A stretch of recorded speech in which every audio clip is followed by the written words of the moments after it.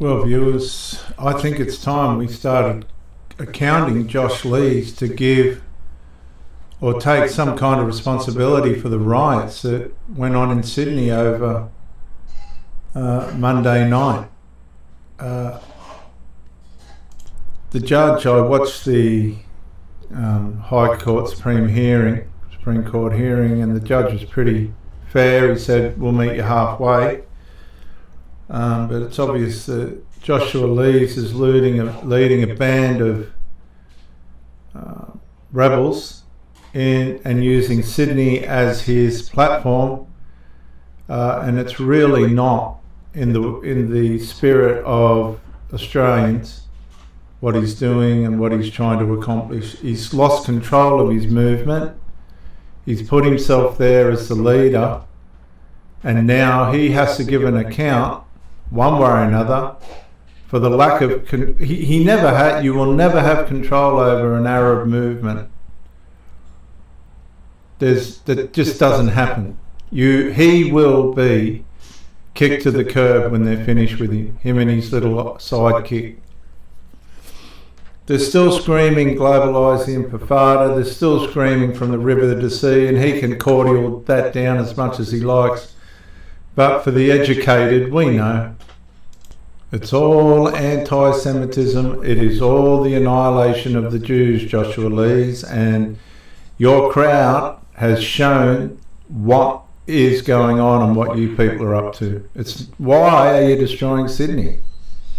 If it's about Palestine, why don't you go over to Palestine? You won't last. And try and work things out from there, because you're wrecking our country, you're destroying the spirit of our country, and we don't want nothing to do with it. Let's bring you some more of that audio from the protests yesterday.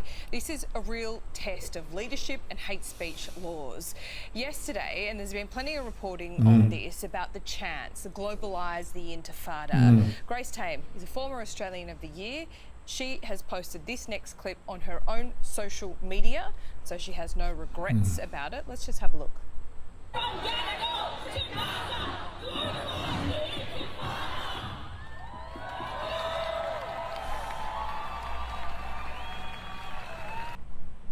This is at a time where Isaac Herzog, the president of Israel, is in town to comfort the victims of the Bondi Beach massacre. Tanya Plibersek was asked about this by our reporter not that long ago. This is what she had to say.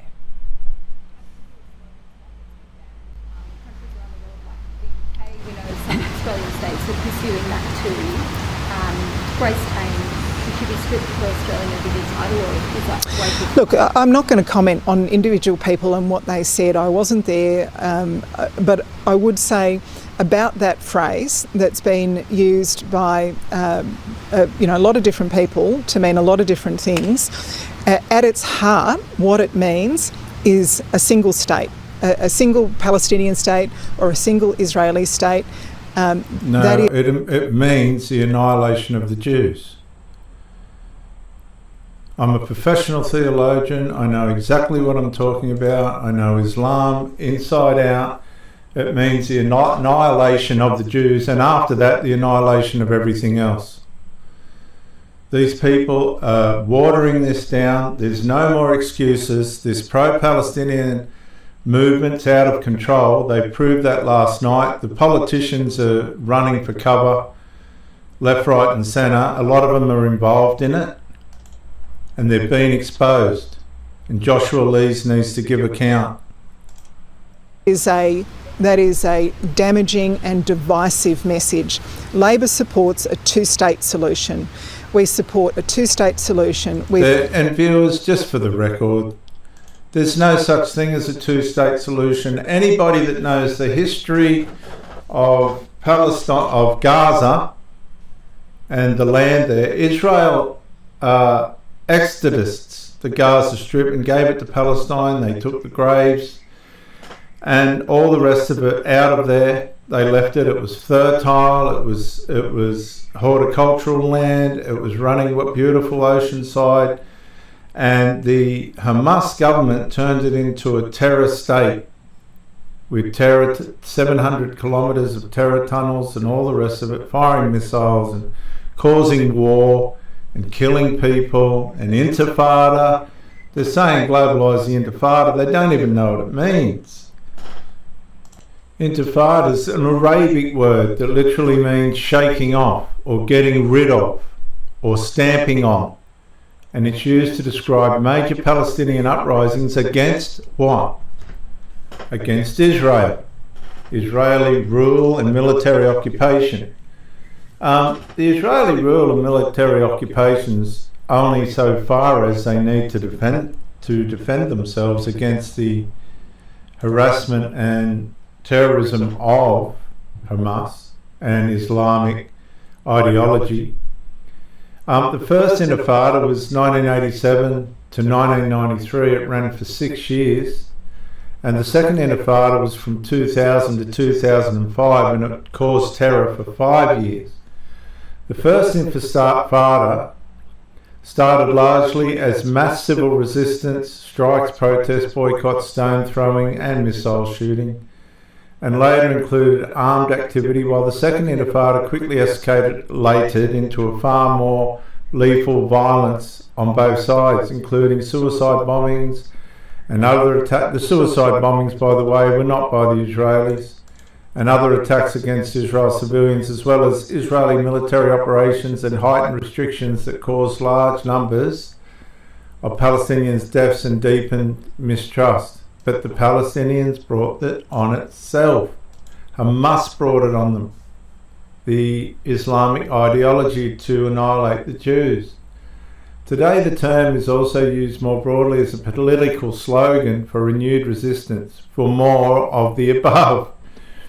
But what people mean by it can range from non-violent protests to calls for armed struggle. It's not good enough. That's watered down at the end. It's full-on resistance, violent resistance, and suicide, murder activity, terrorism.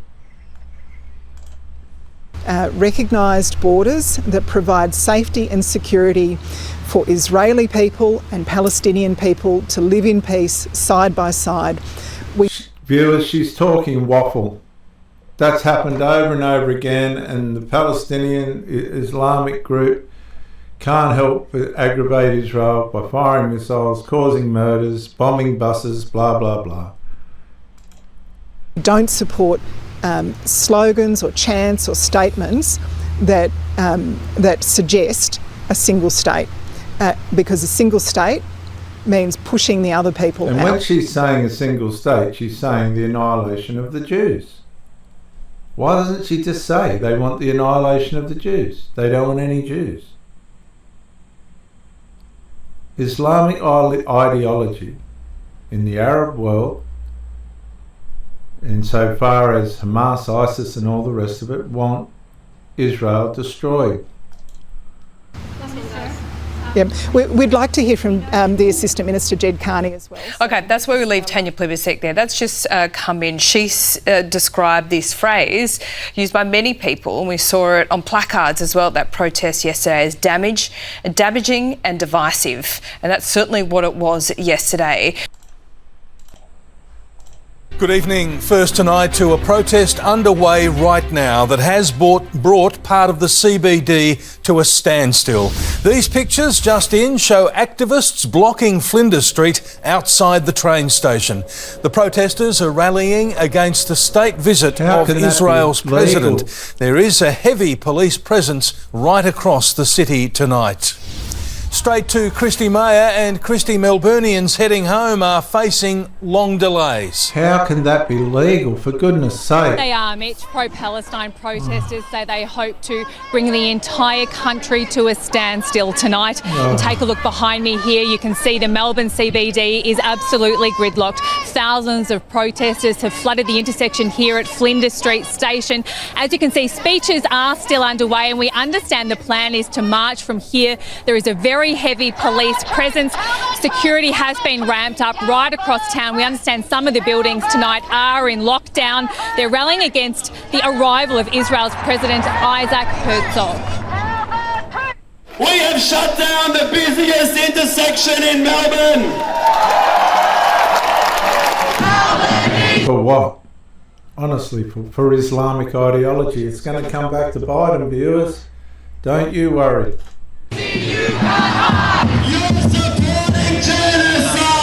This is socially divisive beyond belief.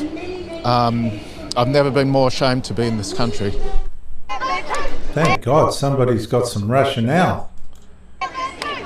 These protests are happening right across the country tonight. The focus is on Sydney, though, where Israel's president is starting his visit. The first event on his first day, a visit to Bondi, President Isaac Herzog's top priority. His Excellency, President of the State of Israel. Arriving with First Lady Mikhail Herzog, met by the Premier, then laying wreaths to honour the 15 lives lost at the December 14 massacre. And I'm here to express solidarity, friendship and love. The small ceremony attended by Jewish community leaders and a handful of victims and family members. The First Lady visibly moved as they heard their stories and offered support. And how are you healing?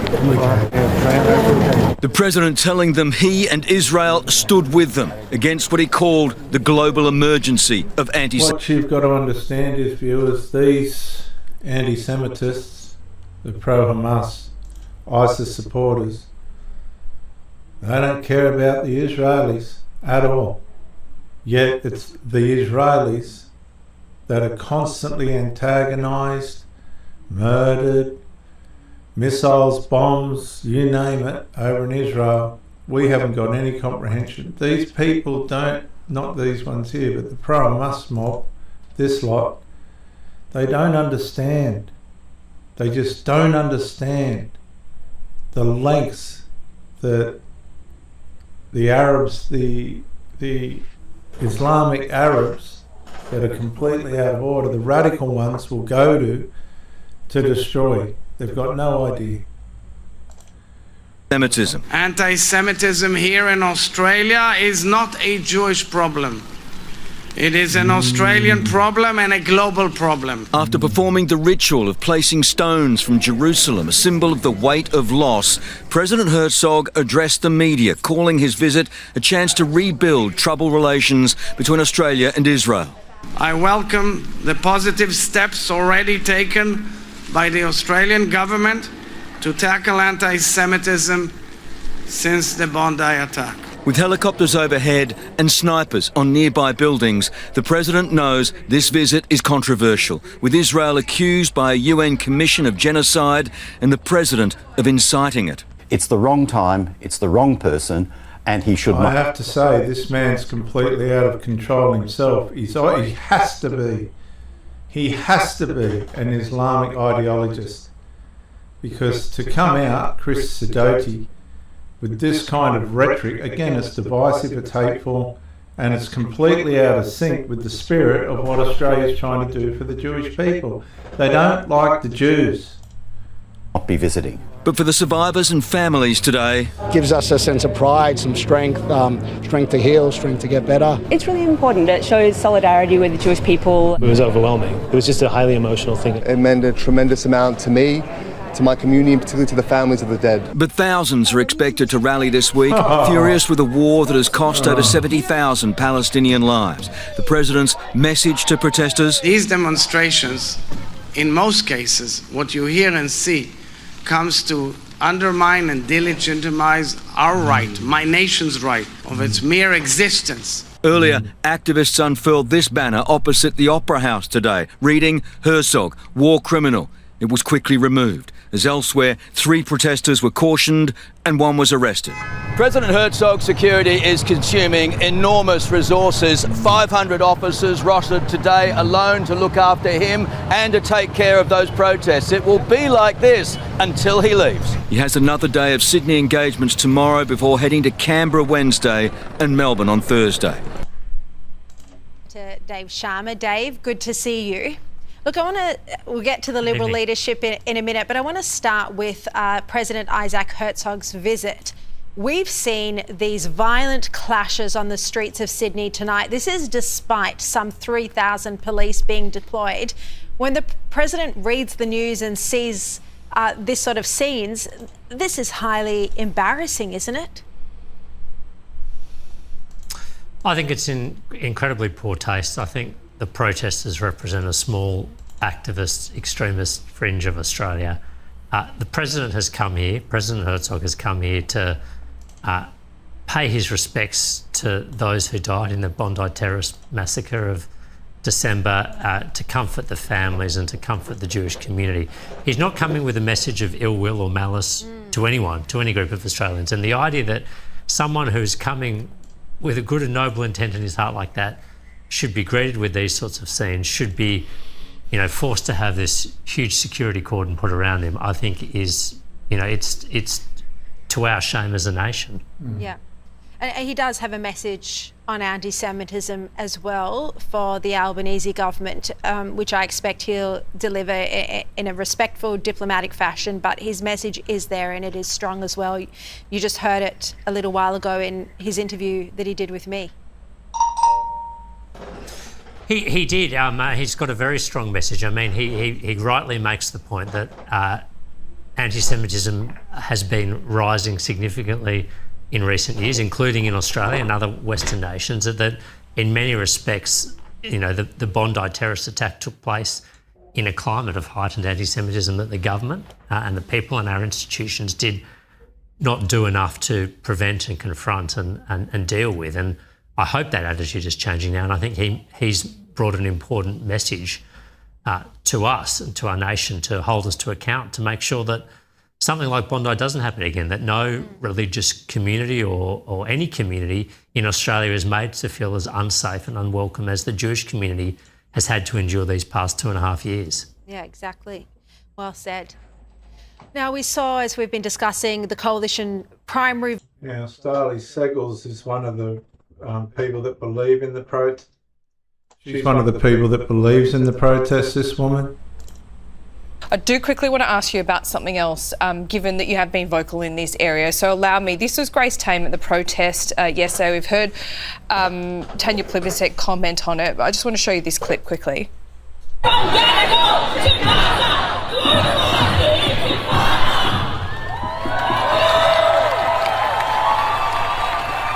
Okay, so we have seen a lot of conflicting clips on social media. We've seen what some might view as a heavy-handed police response to Muslim prayers. We're about to show you the arrest of a young man that has gone viral on social media. But there's also this from Grace Tame, globalise the Intifada. What do you think about that? Look, I think this situation was entirely foreseeable, and I do lay the blame squarely at the Prime Minister and in part to Chris Minns. We know emotions are high as a result of the terror attack to Bondi, the Hamas attack of October 7, but also the huge amount of civilians and innocent lives that have been killed in Gaza and Palestinian lives. So we know. And that's the cause of war. Again, not a mention of Hamas. You can see the lips tightening. She's going to fight. Not a mention of Hamas. Not a mention of how they keep trying to annihilate Israel. That's what the Intifada is. That's what from the river to the sea is, Miss Steggles. Oh, but tensions are high. Social cohesion. Yeah, but given, you know, I live in Bondi, I've seen the Jewish community and their pain for Isaac Herzog, whatever you feel about him. The victims of the Bondi terror attack wanted him here and they wanted his comfort. To hear then a former Australian of the Year lead chants of globalise the Intifada, that's what the Jewish community said was in part the reason that we're allowed to see these Islamic extremists do what they did in Bondi. Do you accept that? I don't. I feel strongly, if I may finish, that this was entirely foreseeable that we would have unrest. It is essential that protesters respect the law. But in instances where you have police excessive force used, that also must be investigated. But this situation... It wasn't excessive force. It was the restrictions given by the Supreme Court. The police made boundaries. Now, Starley Seggles is turning on the Australian government. These are politicians that we have that are supposed to be representing us. She's not representing us. She's representing the pro-Palestinian Islamic ideology. Situation was entirely false. No, let me finish. Let me finish. Okay. Let me finish. Again. She's in a corner. See, they're running out of excuses because the damage has been done now. They've been exposed as divisive, hateful, destructive, and in enmity. It's enmity. It's unreconcilable. It is entirely foreseeable that Jewish Australians feel strongly and feel incredibly vulnerable in this situation. But Palestinian Australians are also feeling incredibly angry and hurt at the continued killing of innocent civilian lives. We cannot see, this is again, hang on viewers. So let's just get this right. Civil loss in war is predictable as well, Miss Steggles. It's a predictable result of free, boring realities humans refuse to stop creating: violence, uncertainty, and proximity. Modern wars are fought in and around cities where civilians live. So even precision weapons still produce blast, shrapnel, fire, collapse, and secondary effects that don't politely stop at the edge of the combatant's body. Combatants also hide, move and operate among civilian infrastructure, which was what Hamas notoriously did, sometimes deliberately, well, in most cases deliberately. Intelligence is imperfect, targets are misidentified, weapons fail, and decisions get made fast under stress. Beyond direct killing, civilians die from indirect causes: hospitals overwhelmed, water and power knocked out, food supply disrupted, disease spreading, winter heat gone, roadblocks, and people unable to flee. Laws of war try to limit this through distinction. Don't target civilians. Proportionally, don't cause excessive civilian harm relative to the military advantage, and precautions reduce risk. But those rules can't erase the core problem. If you choose to solve politics with explosions, which is what Hamas continually tried to do to Israel, civilians will pay, even when nobody claims that that is the goal. Starley Seggles, you are completely uneducated on this subject. I'm sorry, you cannot disconnect the actions of the State of Israel. Right. And President Herzog is the president of that state. Grace Tame isn't a Palestinian Australian. She's an Australian of the year, Ali. And Laura, we have freedom of speech in Australia. She is entitled to express her view. We also have hate speech laws now. I do not agree. We do. And those hate speech laws go to, if you are urging or encouraging... Okay, so Starley Seggles is a radical fanatic. She's just proved it. Encouraging harm to be brought upon Australians, that is what the hate speech is. I don't agree with what is being... So hang on.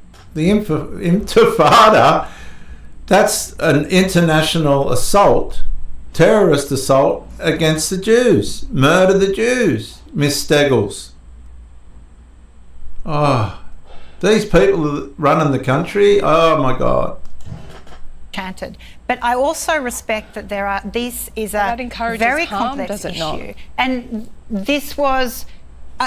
I think the Prime Minister bears the blame of this situation. The Prime Minister, for once in his life, tried to bring unity between Israel and Australia.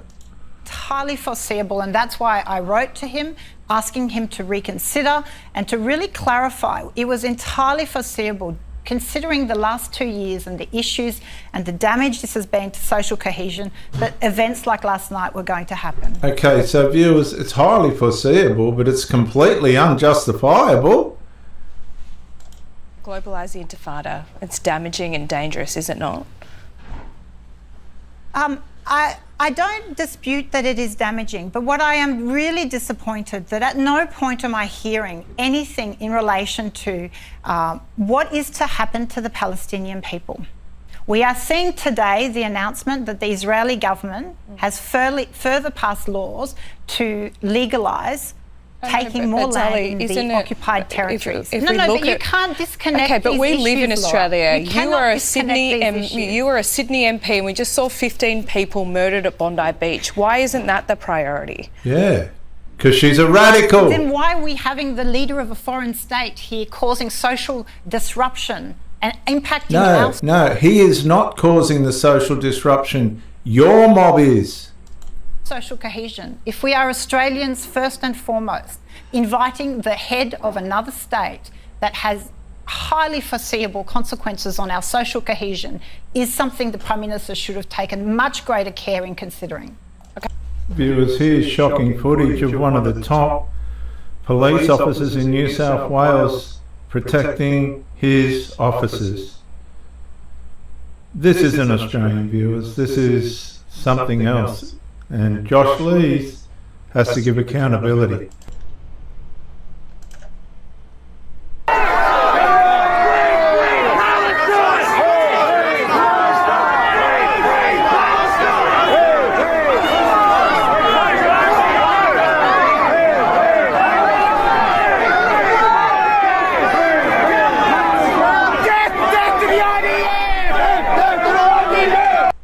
Death to the IDF. Incredible.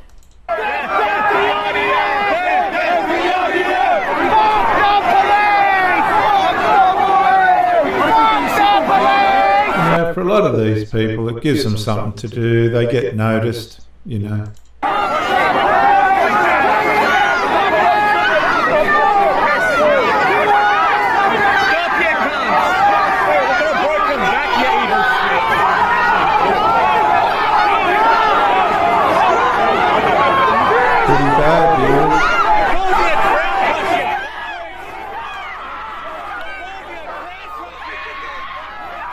So it's turning into a riot.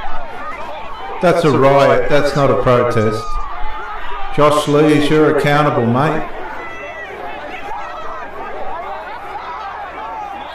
So a lot of them are Arabs, a lot of them are Middle Eastern Arabs. There's Asian bloke there.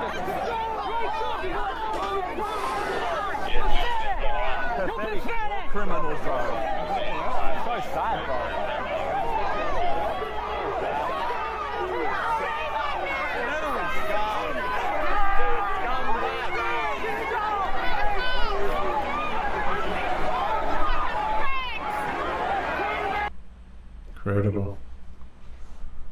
Remember, viewers, from the river to the sea is annihilation of the Jews.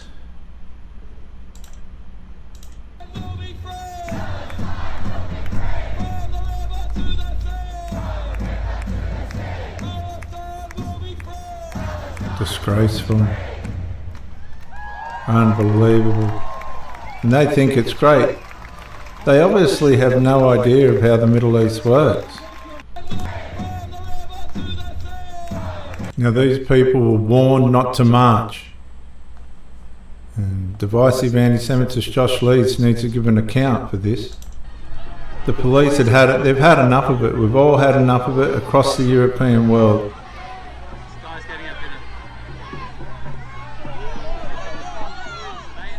The police were told to be tough on them. And as I said in another video, Jesus said, don't pray in public to get attention. What do the Muslims do? Right, what you've got to understand is the spirit behind all this is these guys. All right? This is the beast from the Middle East.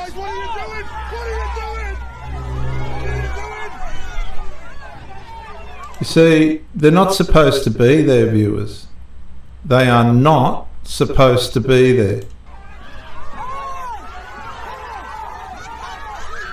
Now, this is really good justification for the Muslims and that to say, well, you know, it's all one-sided. But they were in an area that was restricted, and they've deliberately set themselves up there to get this reaction, and now they'll use it to their advantage. Jesus said, don't pray in public places to get attention. What do? They set themselves straight up in an area where they weren't supposed to. And now they're going to use it to advertise themselves. You got the hero in the front there. It's completely out of order. There's nothing... there is nothing in order about any of this.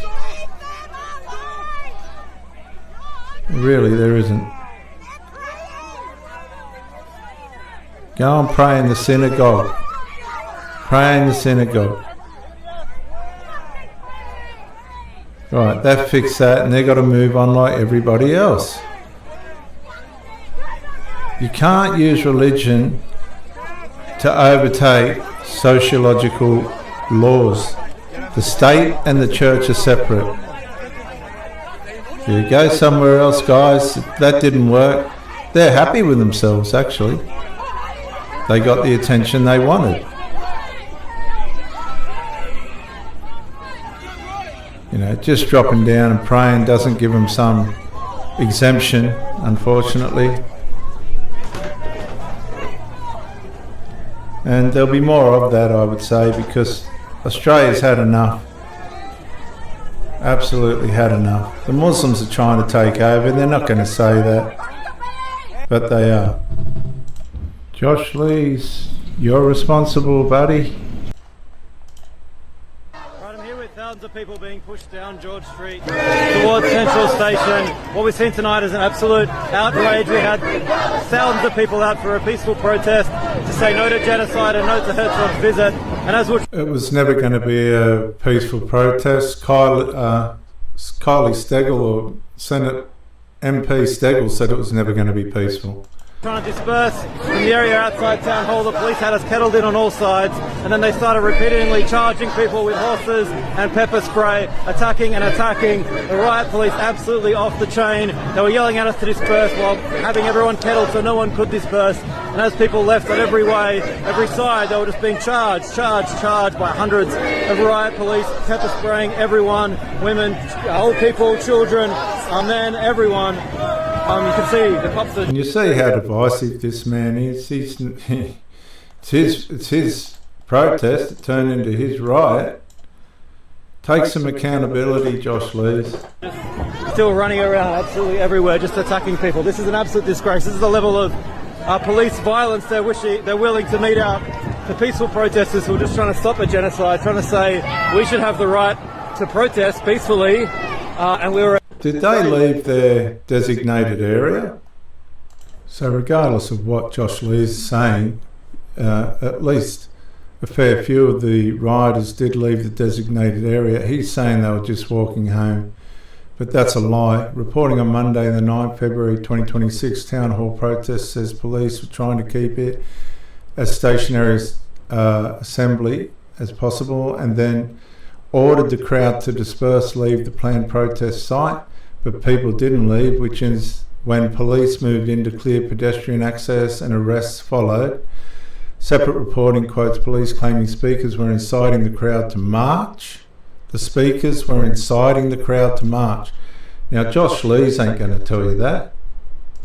He's not going to tell you the speakers were inciting the crowd to march. He needs to be accountable. Josh Lees, you need to be accountable.